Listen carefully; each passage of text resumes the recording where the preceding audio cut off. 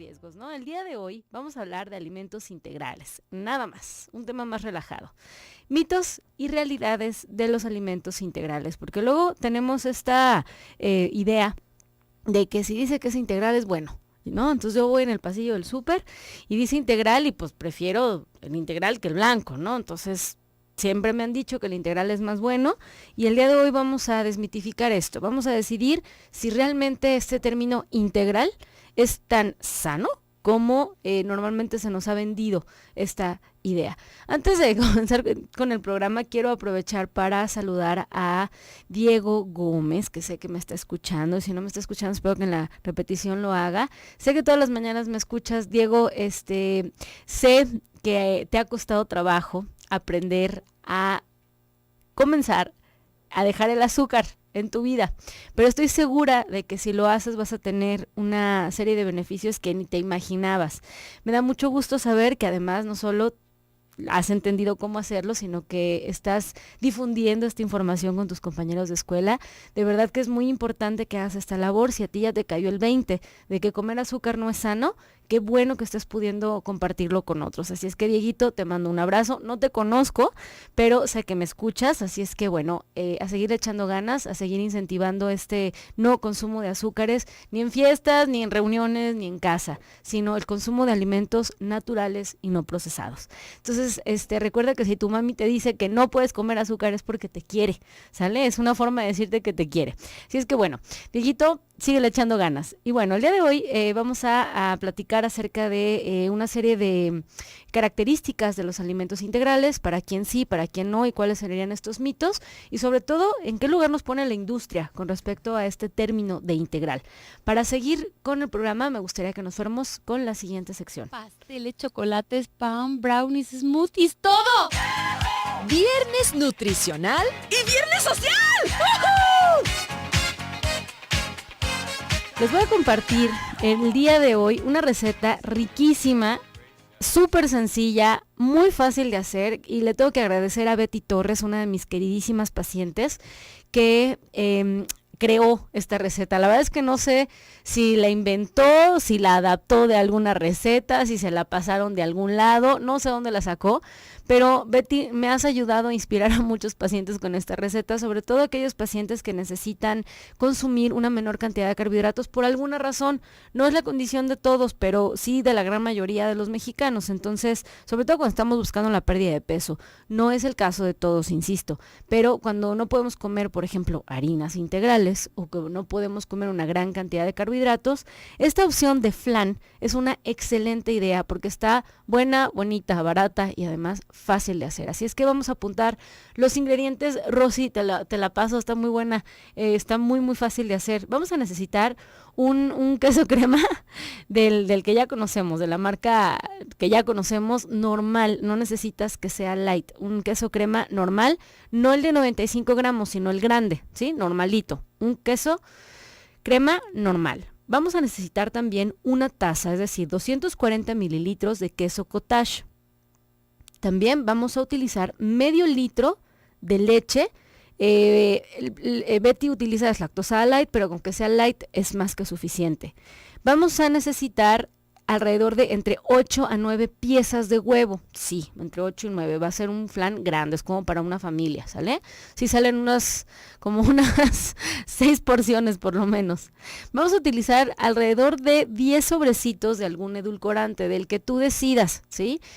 Obviamente es diferente si vas a utilizar el del sobrecito verde que el del sobrecito amarillo. Recuerda que si es sobrecito verde, ¿sí? Tienes que fijarte que no diga azúcar, tiene que decir nada más stevia, ¿sí? Si es el sobrecito del otro, del amarillo, ¿sí lo puedo decir? Bien, del Splenda. No tiene por qué ser problema utilizar a lo mejor unos entre 7 y 10 sobrecitos, depende de qué tan dulce lo quieras. Vamos a utilizar 2 cucharadas de vainilla y todo esto lo vas a licuar. Se licúa y lo vas a poner en un refractario. Les voy a dar un consejo de principiante en la cocina, ¿eh? Necesitan ponerlo en un refractario, ya sea en 2 o en uno que sea muy alto, es decir, del contenido del volumen que te salga del líquido, el refractario donde lo pongas tiene que ser como del doble, porque a la hora que lo pones en el microondas, que lo vas a dejar ahí alrededor de 20 minutos en potencia media, va a esponjar. Y entonces a la hora que esponja se puede tirar, entonces ponen un refractario que sea, digamos que bastante alto, porque consejo de novata en la cocina, se tira, si no, si lo pones en un refractario un poquito más chaparro, ¿no? Entonces no pasa nada, puedes limpiar el microondas, pero la verdad es que lo puedes poner en 2 refractarios, si es que el refractario que tienes es demasiado grande como para tu microondas. La idea original de este flan light sin harina es que no se hornee, sino que se ponga en microondas. Es muy importante que lo pongas en 25 minutos en la potencia media. Si tu microondas no tiene potencia media, pues sí vas a tener que estarlo como que cuidando, ¿no? No va tapado, no necesitas taparlo porque no brinca. No va a pasar nada si no lo tapas, pero realmente queda muy bueno, queda con una consistencia realmente de flan y pues no te aporta tanta harina a la dieta y bueno, es para chiquiteártelo después de la comida, ¿no? Tampoco es como que te lo vas a comer diario y vas a hacer 6 por semana, es para postre después de las comidas. Quédense con nosotros el día de hoy platicando en Nutrición y Vida acerca de alimentos integrales, mitos y realidades de alimentos integrales. Estás en el 1040 de AM. Regresamos.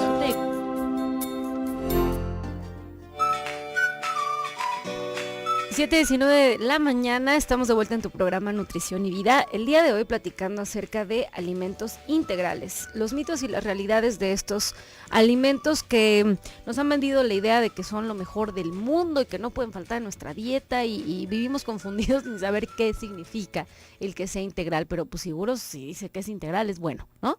Entonces hoy vamos a hablar de esto. Si te interesa el tema, si quieres aportar alguna idea, recuerda que puedes comunicarte con nosotros a través de los teléfonos en cabina 31 22 11 90, 36 47 18 83. Rosy, nuestra línea nacional sin costo sigue funcionando a pesar de lo de la alada, ¿sí? Muy bien.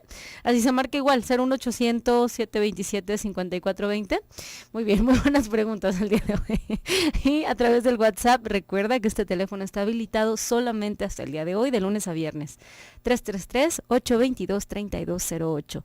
A través del chat www.radiomujer.com.mx, a través de Twitter en @nutricionvida1, que aprovecho para saludar a Oscar Madrid, que no nos había escrito en un tiempo y anoche estuve comunicándome con él. Muchas gracias por el favor de tu atención.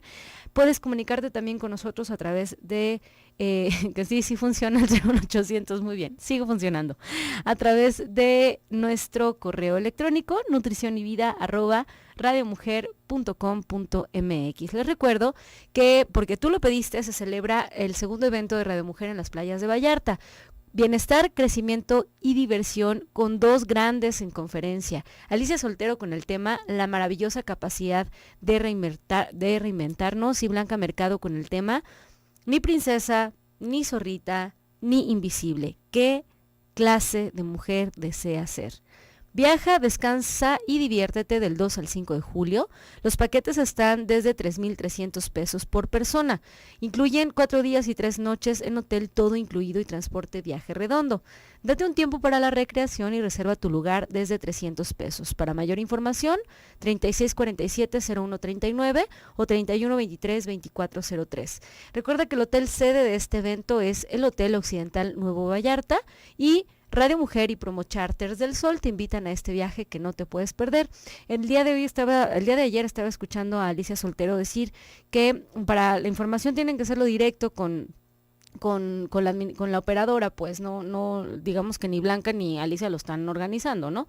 Todavía hay lugares y solamente con apartar con 300 pesos lo pueden hacer. Directo a los teléfonos 3647-0139, 3123-2403. Entonces, bueno, ahora sí, vamos a empezar con el programa. Vamos a empezar con la definición de qué es el término de alimento integral. Este término hace referencia en concreto a, según un código de alimentario español y modificado al mexicano, se define como los granos que crecen dentro de las espigas. Ese es el término como aceptado y normal. El trigo, la cebada, el arroz, el maíz, la avena, el centeno, la quinoa, el trigo, el sorgo, el mijo, etcétera, son considerados cereales que crecen dentro de una espiga. El grano de cereal posee básicamente 3 partes: Si lo pensamos del centro hacia afuera, son el germen, el endospermo y el salvado. El cereal integral es denominado también cereal de grano entero porque en su molienda y posterior tratamiento conserva las tres partes. Se caracteriza porque suele ser más oscuros y más ásperos al tacto, lo cual se debe a la presencia del salvado, que es la parte más externa de este grano. En contraposición, el cereal refinado o el cereal blanco es aquel que se retira durante su proceso, del que se le retira la cascarilla o el salvado o la parte más externa, y gran parte del endospermo, que es la zona media. Tras molerlo, se obtiene efectivamente un cereal que es pues como más claro y es como un poco más fino a la hora que lo tocas. A partir de la obtención de las harinas, ya sea integrales o refinadas, se elaboran los alimentos que siguen manteniendo esta denominación de integrales, obviamente si se fabrican con harina integral, es decir, aquella que logró conservar la parte más externa, que es el salvado. El pan integral, la pasta integral, el arroz integral, las galletas integrales, los cereales integrales, etcétera, están hechos así. En cambio, si estos productos se fabrican a partir de harinas blancas o refinadas, pues serán el pan blanco, el arroz blanco, la pasta refinada. Los auténticos alimentos integrales están elaborados con las tres partes del grano, que son las que se recolectan desde, digamos que su forma natural, sin la necesidad de haberle quitado pues la parte externa, ¿no? De las ventajas que tienen los cereales integrales. El cereal integral es rico en vitaminas del grupo B, en vitamina E, en algunos elementos fitoquímicos que son propiamente nutrientes, que son muy muy interesantes porque desempeñan una especie de función preventiva frente a algunas enfermedades específicas, es decir, van a aumentar nuestro nivel de salud y nuestro nivel de confort. Estos compuestos se llaman, por ejemplo, compuestos fenólicos, fitoestrógenos, ácido fítico, etc. Además, el cereal integral contiene bastante almidón. El almidón que proporciona energía a nuestras células, energía que necesitamos para que nuestras células funcionales precisamente hagan eso, funcionen, ¿sí? Que cumplan su función para la que están predeterminadas. También posee una importante cantidad de proteína vegetal que nos ayuda a equilibrar la balanza hacia el lado no animal de la proteína. Más saludable en general porque ya no va ligada a la presencia de grasas, específicamente grasas saturadas, que son las que las proteínas de origen animal necesariamente van a tener, ¿sí? Las proteínas de origen vegetal no tienen no están ligadas a este tipo de grasa. Si bien no son proteínas completas y tenemos que aprender a combinarlas, son de todas maneras proteínas, son cadenas de aminoácidos diferentes a las que podemos encontrar o que podemos encontrar en proteínas animales. Hay que destacar también que la cubierta externa del cereal, caracterizada por su alto contenido de fibra dietética, es la parte, digamos, que nos puede ayudar a tener un consumo o una cantidad de fibra insoluble que necesitamos para tener una buena digestión. Digamos que hay que recordar que tenemos dos tipos de fibra, tanto la fibra soluble como la fibra insoluble. De manera general, la fibra soluble es la que tiene la capacidad de disolverse en agua, que es la que nos va a ayudar a el paso de las heces a través del tubo, y la fibra insoluble es la que nos ayuda a la formación de estas heces, es la que le da forma a este bolo. La fibra es la parte de los alimentos de origen vegetal que nuestro sistema digestivo no puede digerir. A pesar de las recomendaciones de consumo de fibra, van aumentando conforme el paso del tiempo, y les voy a decir que estas recomendaciones a nivel mundial han ido aumentando y son diferentes para cada población. De hecho, les voy a platicar que hace unas semanas, unos meses inclusive, estaba leyendo un artículo muy interesante de la revista de Cuadernos de Nutrición, debe haber salido publicado por ahí como de noviembre, que habla acerca de la microbiota, que es decir, la flora intestinal de diferentes poblaciones, y explica cómo el tipo de bacterias que se generan en el intestino de una población o de otra son diferentes porque responden a consumo. Es decir, en una población, por ejemplo, en África, decían ahí, que se consumen muchísimos tubérculos y muchísimas hojas o productos de la tierra, es decir, muchísimos vegetales, el tipo de microorganismos que se generan a nivel intestinal van a ser, por supuesto, microorganismos que respondan a ese tipo de consumos. En México, de manera original, teníamos una microbiota que respondía al consumo de fibra, porque comíamos maíz, porque comíamos frijoles, porque comíamos vegetales como los nopales.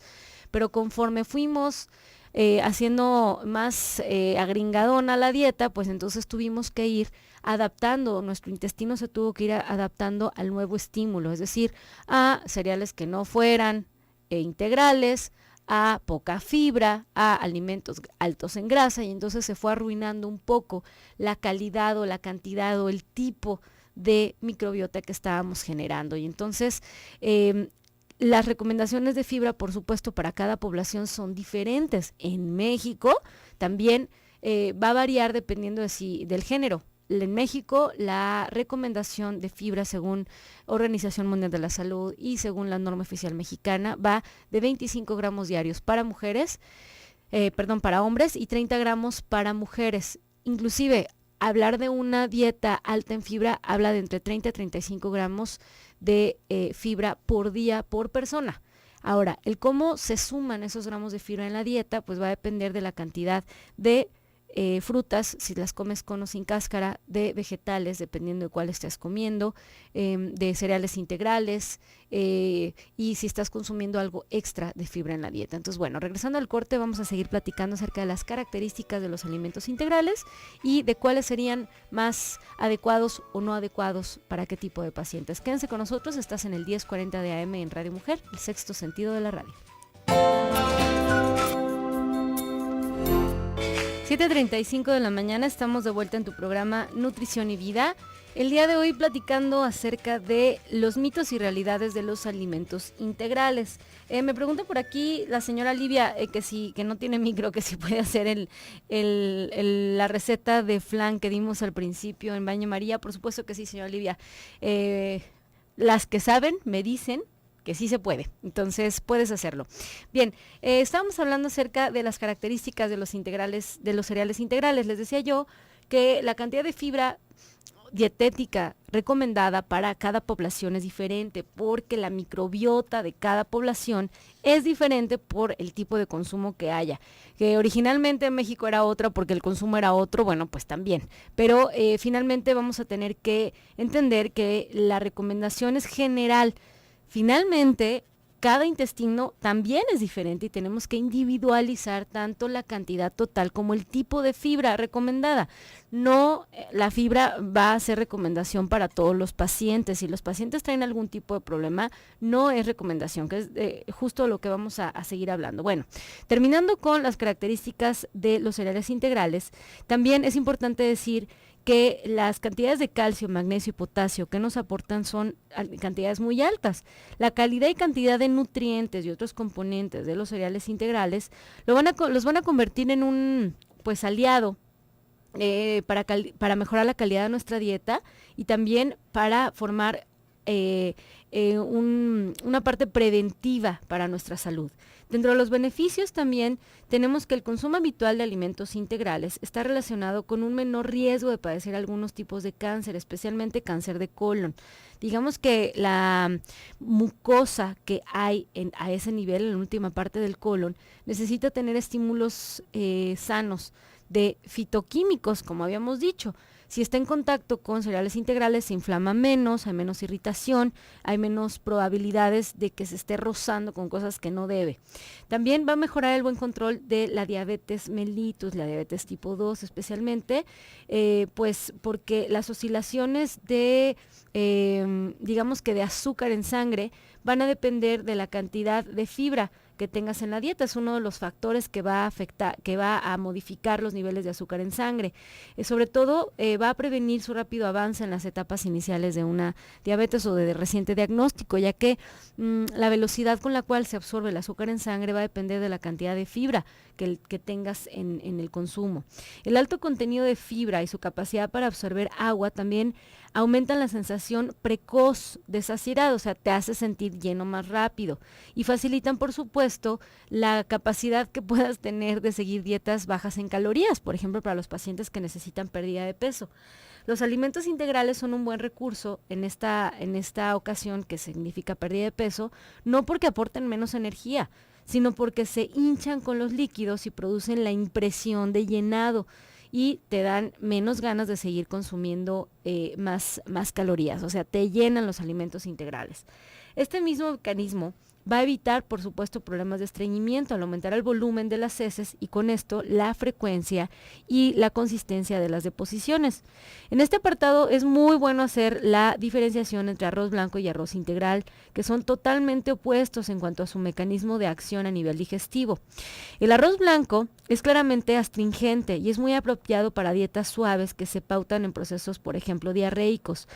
El otro día alguien me preguntaba que si tenía diarreas constantes, que qué podía hacer. Bueno, hay toda una gama de posibilidades dentro de una dieta que se llama dieta antidiarreica, que es donde tenemos que dar cereales que absorban líquido, por ejemplo el pan blanco y el arroz blanco, ¿sí? Así como lo están escuchando. O sea, hay una gran cantidad de líquido en el tubo, en el colon, lo que tenemos, y entonces eso está haciendo que tengas deposiciones demasiado blandas, pues entonces tienes que comer algo para absorber ese líquido y que las deposiciones sean de otra consistencia. Pero el arroz integral, al poseer el mismo salvado externo, que es la cantidad de fibra alta, pierde su capacidad astringente y pasa a hacer algo contrario, es laxante. Y entonces se utiliza para casos de estreñimiento, ¿sí? Porque aumenta la motilidad intestinal. Digamos que de manera normal en un intestino, el intestino responde ante la fibra, ¿sale? Ahora, la fibra entorpece la absorción intestinal de grasas y colesterol y retrasa la absorción de los azúcares, mejorando el control en sangre de estos elementos.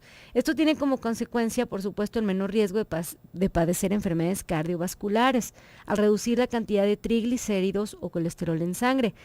Pero es por la ingesta, ¿sí? Es decir, si ya los traes altos, quiere decir que hay que modificar la ingesta. Dejas de absorber de una manera indeseable la cantidad de colesterol o triglicéridos por la dieta, y entonces en sangre se supone tienen que responder esto cuando la dislipidemia o el problema o el riesgo cardiovascular es por la dieta. Porque, ojo, hay casi un 30% de problemas de dislipidemia en México que no responden a consumo, ¿sí? Es decir, que a pesar de dieta y ejercicio, mis triglicéridos siguen igual, o mi colesterol sigue igual, a pesar de que estoy haciendo esto. Y esto quiere decir que responde a una razón genética. No tiene nada que ver con el consumo, ¿sale? Entonces tenemos que buscar apoyarnos de un elemento medicamentoso, es decir, se tienen que tomar medicamentos cuando hay una dislipidemia familiar porque no depende de consumo. Inclusive el doctor Priego lo ha dicho varias veces en su programa, ¿no? Que en alguna ocasión a él mismo, él lo ha dicho, que se tomó los triglicéridos, estaban arriba de 400, que es un número muy alto, tenemos que tener abajo de 99 aproximadamente, y que pues que se puso dieta y ejercicio y demás, y luego se los volvió a tomar y estaban arriba de lo que originalmente estaban, porque quiere decir que en él el problema no es por consumo, quiere decir que hay una situación previa, genética, heredada, que no responde a consumo, y entonces hay que medicar, punto. ¿Sí? Porque el riesgo cardiovascular, según los estudios, es el mismo. Mientras colesterol y los colesteroles y los triglicéridos estén en números que no deben estar, inaceptablemente altos, el riesgo cardiovascular o el riesgo o lo que te acerca, el pasito que te acerca a un infarto es el mismo. Pero entonces, medicado funciona. Entonces, va a haber pacientes que a pesar de mucha fibra en la dieta, no mejoran estos niveles. Sí, y entonces va a haber, obviamente llevados de la mano de un profesional, nada de que dietas inventadas, que luego me ha pasado que tengo pacientes que según ellos se ponen a dieta y entonces comen puras frutas y verduras y al tercer, o sea, a la segunda vez que se toman los triglicéridos están más altos, pero no es porque lo hayan hecho bien, sino porque aumentaron la cantidad de fructosa, y entonces por supuesto que los triglicéridos nunca iban a bajar, ¿no? Entonces, ya que lo hayan hecho de la mano de un profesional, donde a pesar de dar fibra, dieta y ejercicio y no mejoran los niveles, entonces hay que medicar. Bueno, también otra de las características de estos cereales es la presencia de la vitamina E, que es un antioxidante que ayuda al mantenimiento de los vasos sanguíneos. Y por si todo esto no fuera suficiente, el salvado se utiliza como un elemento prebiótico, es decir, una flora, es un alimento para la flora bacteriana en el intestino. Se utiliza para el desarrollo y crecimiento de la flora bacteriana. Esta microflora es fundamental como primera barrera defensiva frente a agentes externos potencialmente peligrosos que entren en nuestro organismo, además de fabricar sustancias vitales para nuestra salud. Nuestra microflora intestinal cumple muchísimas funciones de fermentación, de mantenimiento del pH a nivel de colon, de mantenimiento de la peristalsis intestinal y crea, cuando se fermenta, una serie de cosas que nos sirven para mantenernos saludables. Entonces es muy, muy importante mantener una microbiota intestinal sana, y una forma de hacerlo es con fibra. Fibra que podemos conseguir de muchas fuentes, no solamente de los cereales integrales, pero estamos hablando el día de hoy de ellos. Regresando del corte, vamos a seguir platicando acerca de los cereales integrales, algunos mitos que podemos, valga la redundancia, desmitificar el día de hoy. Quédense con nosotros, estás en Nutrición y Vida en el 1040 de AM. Regresamos. El día de hoy, en nuestra sección de ¿Por qué estoy gordo?, les quiero leer una nota que mi queridísima Rosy Muñoz me hizo llegar, que es del periódico El País, que dice: el hambre que engorda o el cambio de paradigma. Está muy fuerte la nota, pero les voy a leer un pedacito de lo que dice. Habla acerca de la Conferencia Internacional de Nutrición organizada en conjunto por la FAO y la OMS en Roma a finales de 2014, que habla de las principales causas y la generación de pobreza, hambre, enfermedad, desigualdad y cambio climático. Habla acerca de que la aplicación de políticas neoliberales y las famosas revoluciones verdes han puesto en manos de las multinacionales la nutrición del mundo. Los efectos de este cambio en el sistema alimentario global son evidentes. Por un lado, tenemos la cifra imposible de más de 800 millones de personas que padecen hambre, y por otro lado, 1.400 millones de personas que padecen obesidad o sobrepeso en el mundo. Según la Organización Mundial de la Salud, son estos datos, ¿no? O sea, no los estamos sacando de otro lado más que de ahí. No hace falta decir que estas malas dietas se relacionan con problemas cardiovasculares, diabetes, osteoartritis y algunos cánceres. Hasta la fecha, el paradigma político y mediático se basa en que los problemas derivados de una mala alimentación por cambios en la dieta estaban relacionados con los países ricos y exceso de oferta. El hambre y la desnutrición eran vistas como un problema de países empobrecidos. Sin embargo, las cifras hablan de que el 65% de la población mundial vive ya en países donde hay más muertos por comer de más que por comer de menos. Un claro informe por el Instituto de Desarrollo de Ultramar a principios de este año mostró que más de 1/3 de los adultos del mundo tiene sobrepeso, y que casi 2/3 de las personas con sobrepeso en el mundo se encuentran en países de bajos y medianos ingresos. El número de personas obesas o con sobrepeso en los países empobrecidos aumentó de 250 millones a casi 1.000 millones en menos de 3 décadas. Y estas tasas están aumentando mucho más rápido que en países ricos.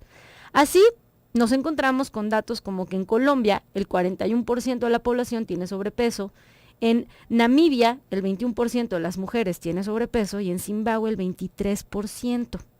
En términos económicos, esto se traduce en que los costos de la desnutrición y la carencia de micronutrientes representa entre el 2 y el 3% del costo por cabeza mundial, ¿no? Lo que equivale entre el 1.4 y 2.1 mil millones de dólares por año.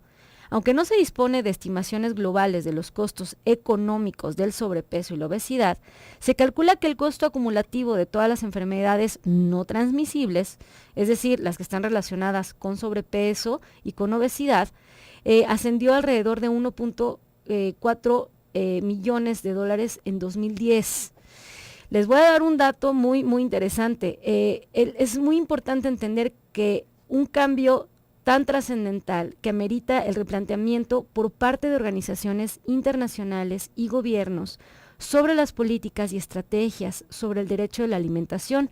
El hambre y la mala alimentación tienen la misma causa, y es el fracaso absoluto de las políticas actuales neoliberales, y urge trabajar en invertir en un modelo basado en el fomento de la agricultura familiar, campesina y los mercados alimentarios locales, como pieza clave para asegurar el derecho humano a la alimentación. Entonces, realmente es una nota que está muy interesante, que está un poco espeluznante, si les soy sincera. Me puso la piel un poco chinita porque ¿cómo es posible que este dato exista? El 65% de la población mundial vive ya en países donde hay más muertos por comer de más que por comer de menos, ¿no? Entonces, siempre les digo que el cambio está en casa, que el cambio está en cada sentada que te das y el cambio está en la educación. Entonces, nada de que no importa, créanme, cada sentada que se dan y cada decisión saludable que toman y cada ejemplo que le dan al otro, importa. Entonces, no lo dejen de lado, hay que ir tomando decisiones saludables en cada sentada que nos damos.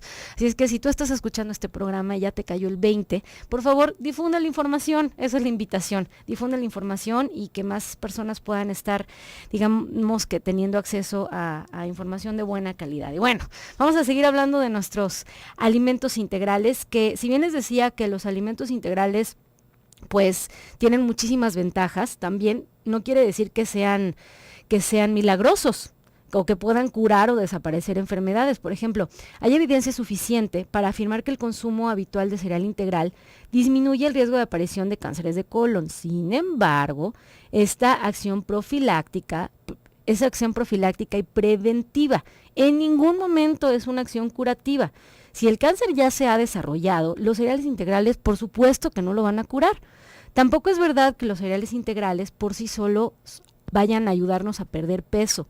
Una cosa es que se fomente el consumo de la fibra en dietas para perder peso por su gran capacidad saciante, que hace que dejemos de comer antes y que modifiquemos la cantidad o la ingesta de calorías que tengamos, pero no es que misteriosamente nos vayan a hacer desaparecer los kilos de más, porque además es muy importante dejar claro que la energía aportada por un cereal integral y uno refinado es casi la misma.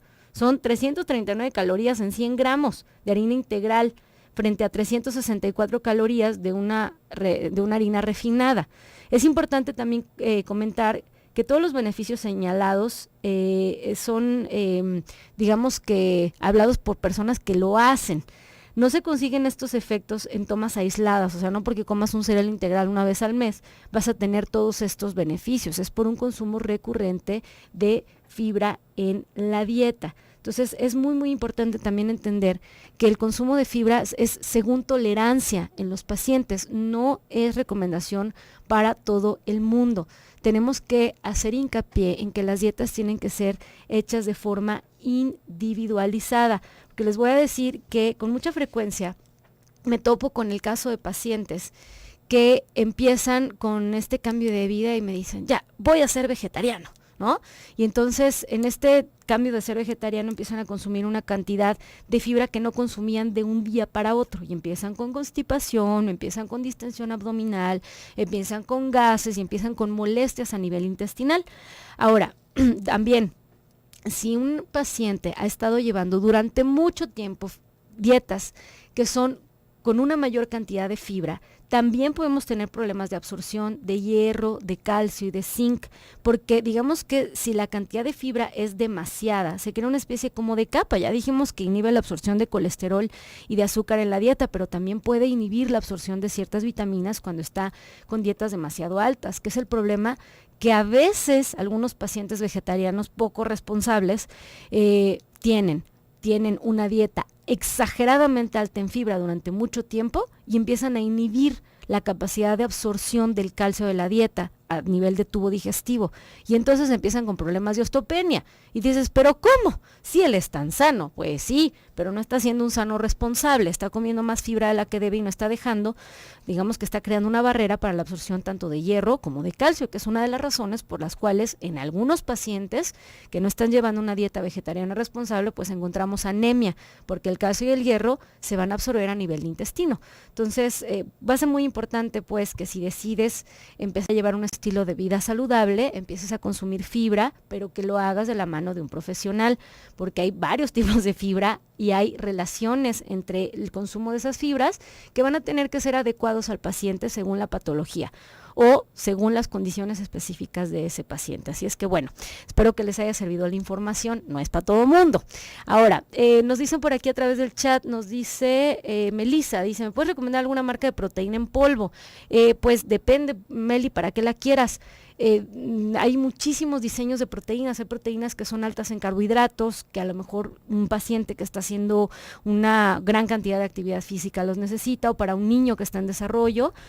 Podemos hablar de proteínas que son exclusivamente proteínas, que normalmente vienen hechas de caseinato de calcio, o de albúmina de huevo, o de suero de leche, dependiendo de qué es lo que quieras, es la que se recomienda. Si es para aumento de masa muscular, por ejemplo, se recomienda con mayor frecuencia el caseinato de calcio, y los gramos de proteínas que necesites son según kilos de peso actual, y depende para qué lo quieras, ¿no? Si es para recetas, hay marcas que puedes encontrar en cualquier lado que tienen muy buenos sabores, hay de fresa, de chocolate, de vainilla, de fresas con crema. Para recetas como horneadas se utiliza mucho, creo que puedo decir la marca, ¿verdad? El Easy Pure sin carbohidratos tiene muy buenos sabores, que te pueden servir como para hacer los pasteles que hemos hablado sin harina, ¿no? Espero que les haya servido la información. Los vamos a dejar en un programa más del doctor Gilberto Priego, y espero que tengan un excelente fin de semana.